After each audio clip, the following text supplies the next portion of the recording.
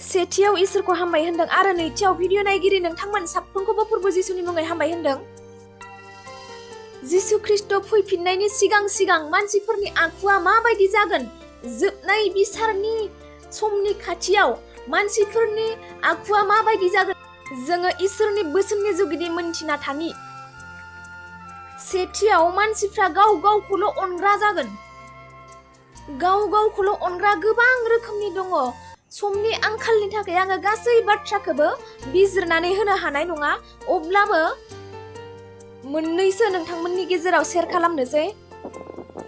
गाव गावखौल' अनग्रा होननायानो जाहैबाय गाव गावनिखौल' साननाय, गाव गावनि थाखायल' साननाय, बेखौनो होनो गाव गावखौल' अनग्रा। गुबुननि फारसे मोजां साननाय गैया, गुबुननि फारसे अननाय गैया, नाथाय गावनिखौल' साननाय, गावनि मोजांनि थाखायल' साननाय, बेखौनो होनो गाव गावखौल' अनग्रा। नोंथांमोननि गेजेराव आङो मोननैसो उदाहरन होनो सानबाय। हमनानै ला सोरबाहा न' गैजाया एबा सोरबा लामाफोराव गोदाव सोराव थायो। हमनानै ला आं नोंथांमोननि गेजेराव उदाहरनसो होदों दै, बेबायदि, नाथाय बिनि फारसे रावबो मोजाङानो साननाय गैया।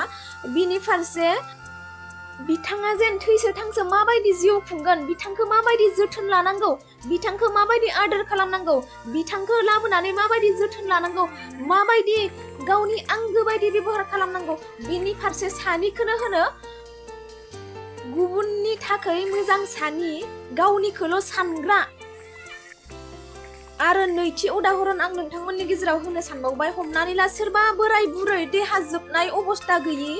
हमनानै ला आं नाथाय नोंथांमोननि गेजेराव फिदिंनाय बाथ्रासो बुंदों दै, उदाहरनसो होदों, खारन गावनिखौल' सानग्रानि बिसयनि आङो नोंथांमोननि गेजेराव उदाहरनसो होदों। हमनानै ला आं नोंथांमोननि गेजेराव उदाहरनसो होदों दै, सासे बोराय मानसि एबा सासे बुरै मानसि हमनानै ला, नाथाय बिथांमोना देहा जोब्बाय। खारन देहा थानायावथ' जोङो अलसिया जानो नांखाया, जोङो मोनफा मोनफा खामानिखौ मावनो नांखायो, मोनफा मोनफा खामानि मावनानै जोङो जिउ खुंनो नाङो। हमनानै ला आं सासे बोराय मानसि एबा बुरै मानसिनि बाथ्रासो नोंथांमोननि गेजेराव फिदिंनाय बाथ्रा लाबोदों। हमनानै ला बे देहा जोबनाय मानसिया लामाफोराव थायो। हमनानै ला बबेबा लामायाव नुबायबायोब्ला बिनि फारसे सानियानो बे मोनसे गावनिखौल' साननाय, खारन बेफोरबायदि मानसिखौ थाल खालामाखैबो जानो हागौ ना। बेफोरबायदिनि स्वभाब जागोन होननानै इसोरनि बोसोना जोंखौ रोखायै बुंदों, गाव गावखौल' अनग्रा। जोङो दायो नैथि बाथ्राखौ सोलोंनोसै। नैथियावनो जाहैबाय मानसिफोरनि स्वभाबा थाखाखौ अनग्रा जागोन। मोजां खामानि मावनानै जोङो संसाराव गोथाङै थासान्दि जोङो जिउ खुंनो गोनां, बे आलादा बाथ्रा। थाखाखौ अनग्रानि उदाहरन आं नोंथांमोननि गेजेराव होनो सानबाय। थाखा फैसानिल' खामानि मावबाय थानानै इसोरखौ बावगारनाय हुदा, बे मोनसे जाहैबाय थाखाखौ अनग्रा, थाखाखौल' अनग्रा।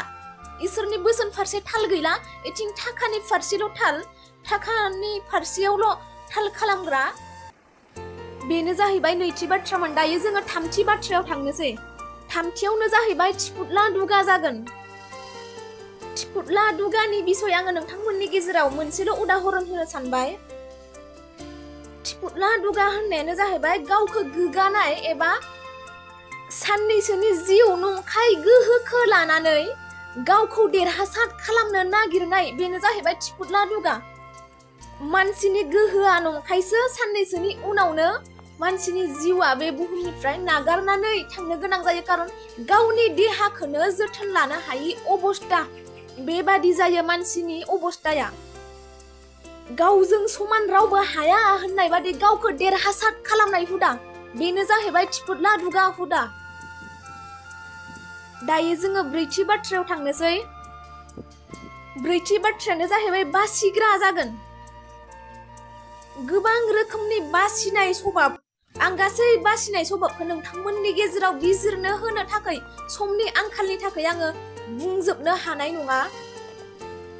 आं नोंथांमोननि गेजेराव मोनसेल' उदाहरन होनो सानबाय। बुहुमाव गोबां रोखोमनि सुबुंफोर दङ।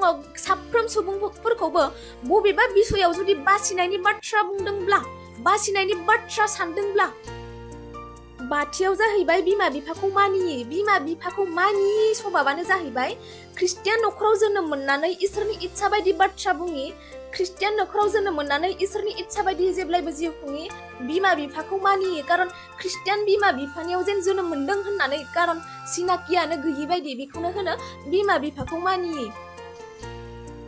दायो जोङो दथि बाथ्रायाव थांनोसै। दथियावनो जाहैबाय हामबाय होननाय गैयि आरो गोथार नङि। बेनो जाहैबाय दथि बाथ्रा।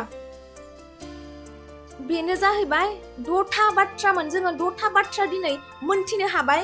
जोबनाय बिसार खाथियाव एबा जिसु ख्रिस्ट' फैफिनगोननि सिगाङाव बेबायदि सभाबनि जागोन बुहुमनि मानसिफोरा। जोंखौ इसोरनि बोसोना मोनथिहोदों। जोङो बेखौ मोनथिना थानाया मोजां। जोङो दथि बाथ्रा मोनथिनो हाबाय। 2 थिमथि 3:1 आरो 2 सिरि। बेखौ मिथिदो गोब्राब बोथोरफ्रा जोबनाय दिनफोराव सफैगोन। मानसिफ्रा गाव गावखौल' अनग्रा, थाखाखौ अनग्रा, थिफुदला, दुगा, बासिग्रा, बिमा बिफाखौ मानियि, हामबाय होननाय गैयि, गोथार नङि। दिनैनि भिडिअखौ बेसेयावनो दोनथ'नाय जासिगोन। हामबायसै। इसोरनि मोजां दैदेननाया नोंथांमोन साफ्रोमजोंबो लोगोसे थाथोंसै।